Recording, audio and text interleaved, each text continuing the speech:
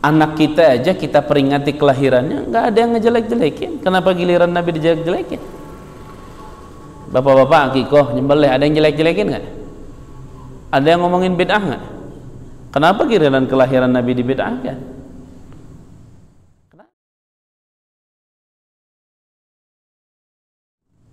Kenapa? Kan kita sepakat kelahiran Nabi adalah nikmat paling besar. Kelahiran anak kita mah ya itu mah nikmat kecil itu mah. Kalau kita mau banding-bandingkan, nah di sini makanya bapak-bapak nih, dalam kesempatan yang singkat ini saya mau ngajak bapak-bapak untuk betul-betul memahami kelahiran Nabi ini spesial apa biasa sih kita? Boleh nggak sih kita khususkan satu hari untuk kita bergembira atas kelahiran Nabi? Nah, itu. Kalau masalah nantinya gini, oh Ustadz, banyak yang maulid itu tuh ternyata ada campur aduk perempuan misalnya, atau ada yang ceramahnya ngomong jorok, ngomong porno misalnya. Itu namanya awarid. Awarid itu sesuatu yang datang. Kalau sesuatu yang datang baru jangan dibahas dulu. Kita bicara yang awal dulu. Kalau bahasa makanan mau berbicara bubur, itu cerita bubur dulu sudah. Bubur itu apa isinya, pakai kacang, pakai ini. Adapun lalat yang masuk ke bubur, itu mah pembahasannya di luar. Itu mah tergantung siapa yang membuat bubur. Jadi jangan sampai gara-gara ada lalat di satu mangkok, bubur dibuang semua dan tukang buburnya disalahin. Oh salah kalau begitu. Paham dari mana syariat seperti itu? Kalau kita jadikan syariat itu sesuai hawa nafsu, itu paham yang salah. Makanya coba kita perhatikan ya, perhatikan. Yang pertama mau saya baca, yang pertama adalah surat Al-Anbiya ayat 107. Al-Anbiya ayat 107. Allah Subhanahu wa ta'ala mengatakan wa ma arsalnaka illa rahmatan lil alamin.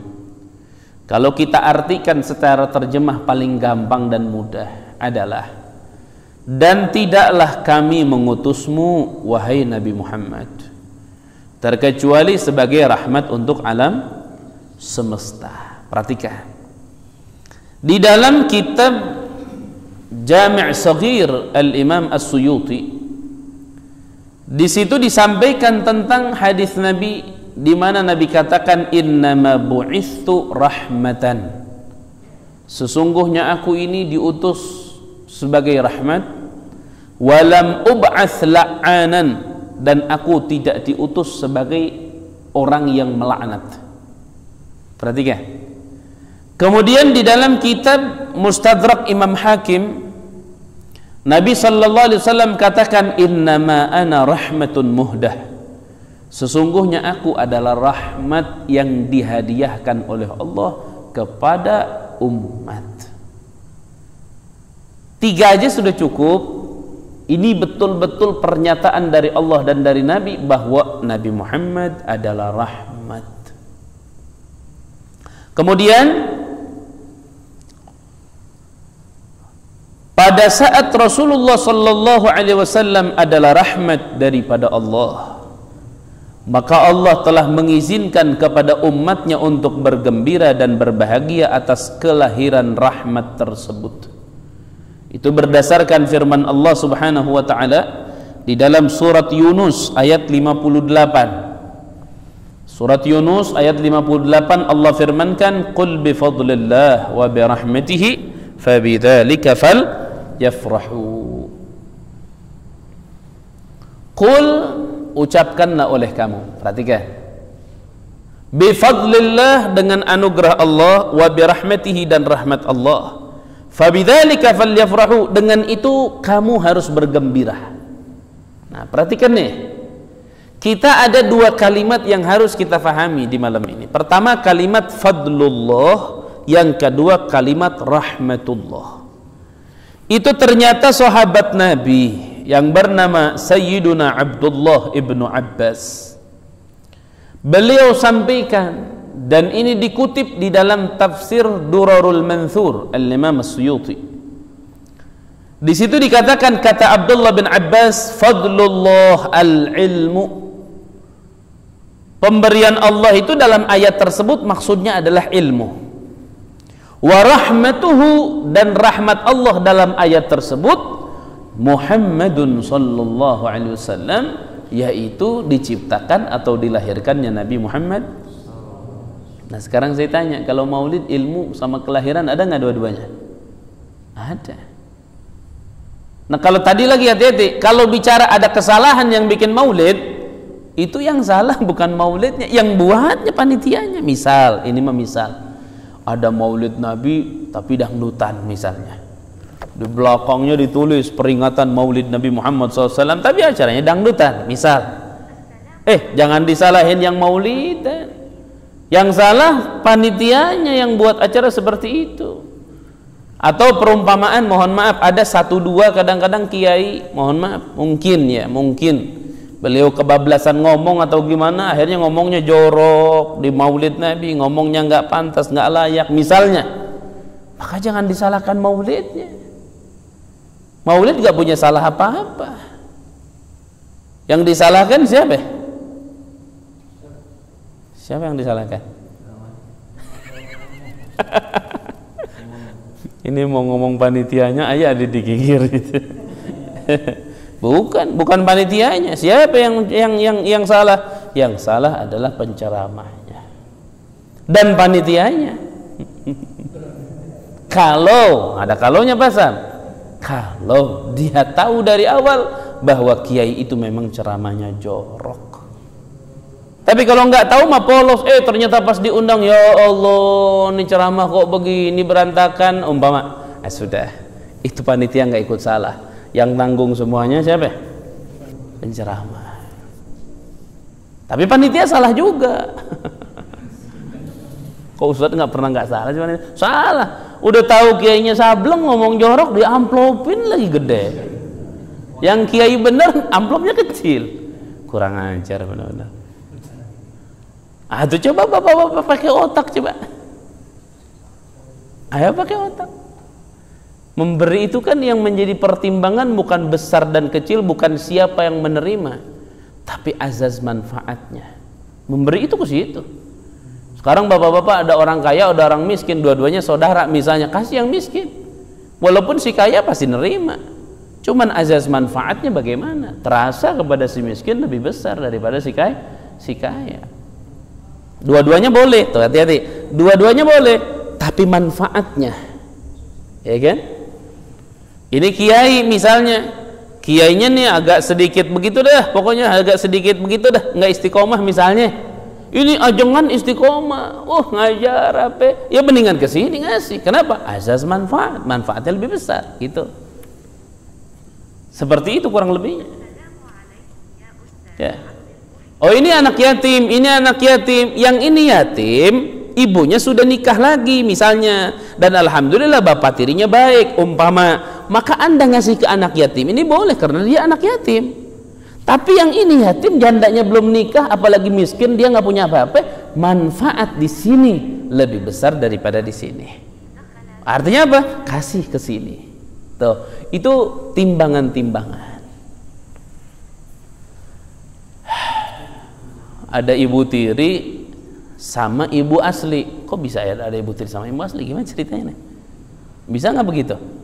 Bisa. Bapak kita kawin 2 kali. Mau ibu kita, mau ibu baru. Ibu tiri kelaparan, ibu asli kelaparan. Punya nasi cuman kecil segede gini, sesuap untuk 1 orang. Kemana ini nih? Ibu asli apa ibu tiri?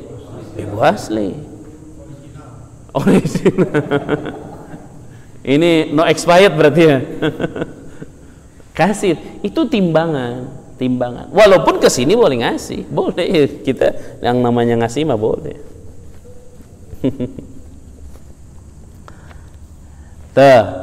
Jadi balik lagi, perhatikan. Kata Sayyiduna Abdullah ibnu Abbas, anugerah Allah dalam ayat tadi maksudnya adalah ilmu. Rahmat Allah dalam ayat tadi itu adalah ayat 58 surat Yunus. Yang dimaksud rahmat Allah adalah kelahiran Nabi Muhammad.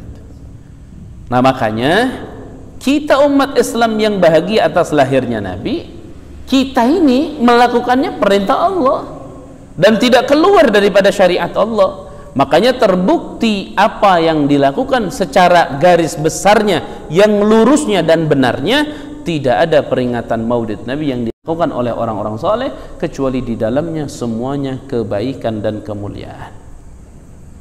Ya, nah itu nanti akan kita lihat nanti. Perhatikan. Selanjutnya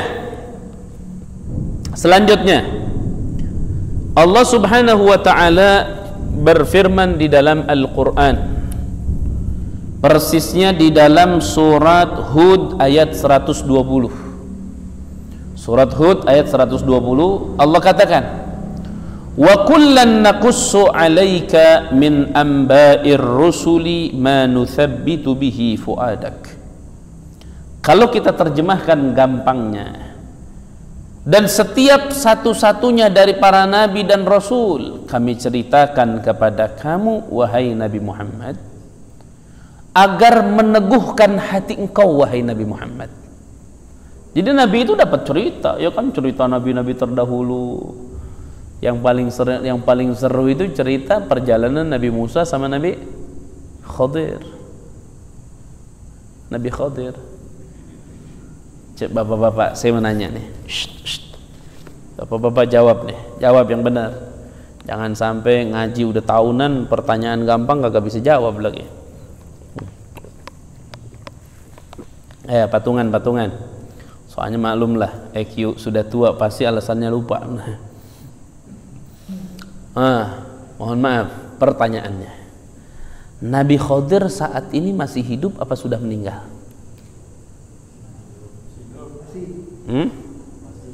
Masih hidup. Masih hidup. Nabi Khadir itu hidupnya, awal hidup di zaman siapa?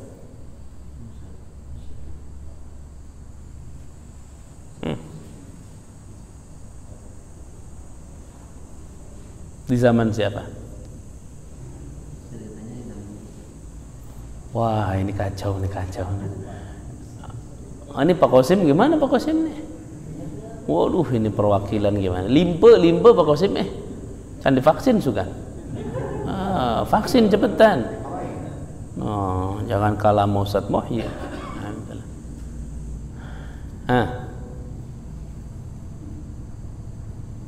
Zaman siapa? Tangga raji kamana wae nunutan wae suka. Itu zaman Dzulqarnain. Nah, dari Dzulqarnain sampai sekarang sudah berapa puluh ribu tahun, coba bayangin. Muncul pertanyaan, itu Nabi Khadir hidupnya memang jasadnya apa gentayangan nyawanya? Ribuan tahun bisa hidup, apa resepnya Nabi Khadir? Kok bisa hidup sampai panjang umur kalau hidupnya secara jasad seperti kita? Ini dulu pernah saya bahas di pesantren. Ini terkait cerita ini sebenarnya berawal dari cerita Nabi Muhammad SAW tentang ada sahabat yang bertanya ke Rasulullah SAW tentang Ainul Hayah. Kalau Ainul Hayah itu bahasa kita ain, sumber, hayah, kehidupan. Nah ini cerita Ainul Hayah ini. Akhirnya Nabi ceritakan kejadian perjalanan Ainul Hayah ini pada saat di kehidupan siapa? Tadi itu siapa? Dzulqarnain. Ya. Dzulqarnain. Dan Nabi Khadir ini Perdana Menteri Dzulqarnain. Nah, akhirnya cerita tentang Ainul Hayah. Siapa yang bisa minum di situ bakalan hidup abadi kecuali dia minta mati kepada Allah. Nanya ke malaikat, nggak ada yang tahu. Ya diceritakanlah sampai berada di sebuah tempat yang tidak tersinari matahari dan tempat itu gelap. Nah singkat ceritanya perjalanan sampai ke situ, bala tentara kurang lebih 18.000 kalau nggak salah, nggak mau ikut ke dalam, yang masuk berdua, Dzulqarnain sama Nabi Khadir. Akhirnya yang nyemplung itu Nabi Khadir alaihissalam. Setelah nyemplung bangun, ternyata itu Ainul Haya, karena gelap nggak kelihatan. Pas dicari lagi nggak ada. Nah dari situlah makanya Nabi Khadir panjang umur sampai ke zaman Nabi Musa, sampai ke zaman kita, sampai ke zaman kita. Dan tidak sedikit orang-orang soleh Allah pertemukan dengan Nabi Khadir alaihissalam. Tidak sedikit orang-orang soleh Allah pertemukan dengan Nabi Khadir alaihissalam.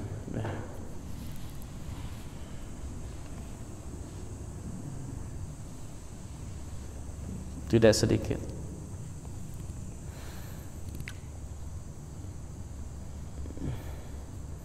Makanya para jamaah, termasuk salah satu nikmat dari Allah bagi orang soleh itu, salah satu ya, tolong dicatat, salah satu, bisa berjumpa dengan Nabi Khadir alaihissalam. Balik lagi ke awal, jadi Allah menceritakan cerita para nabi kepada Rasulullah sallallahu alaihi wasallam untuk meneguhkan. Saya tanya bapak-bapak, hati Nabi, dalam hati, cerita hati Nabi, bimbang nggak Nabi itu? Nabi punya kebimbangan nggak dalam hatinya? Enggak. Tapi Allah bilang itu untuk meneguhkan. Pada dasarnya Al-Quran ini ya pelajaran dari Allah untuk Nabi, yang itu bukan daerah kita untuk memahami pelajaran apa hal tersebut kita.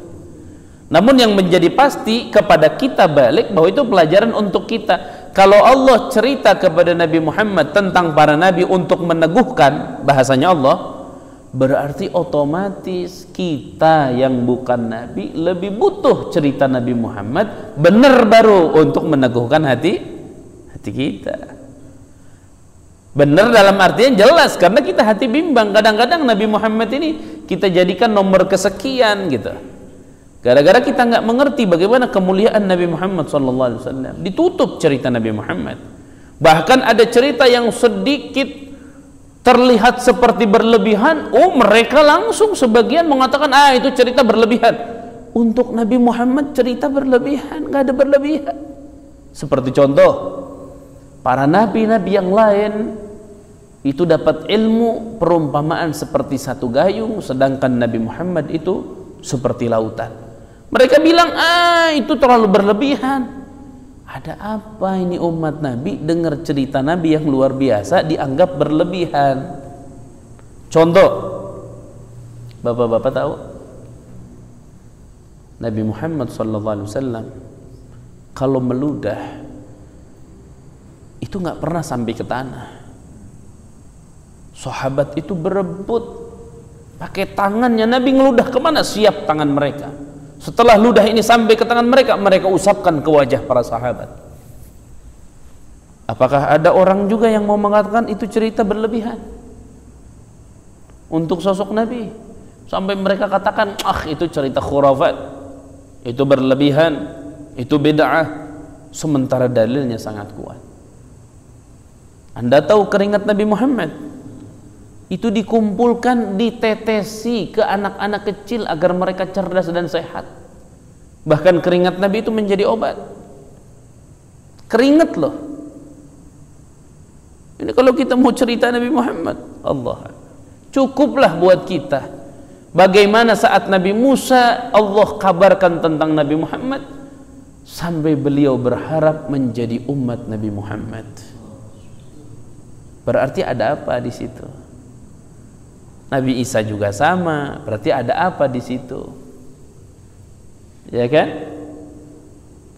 Dulu saya pernah cerita dialog Allah dengan kolam. Kolam itu apa itu? Pena. Allah bilang kan, kolam, tulis la ilaha illallah, ditulis sama kolam la ilaha illallah. Muhammadur Rasulullah, Muhammadur Rasulullah. Kolam nanya, ya Allah, ini la ilaha illallah saya ngerti, tapi Muhammadur Rasulullah ini apa katanya? Diceritakan sama Allah. Dan itu cerita dalam kitab-kitab terdahulu dicantumkan, Tauratnya, Zaburnya, Injilnya, cantumkan. Apakah ada orang berani umat Nabi mengatakan itu cerita berlebihan? Kalau selain Nabi Muhammad, silahkan.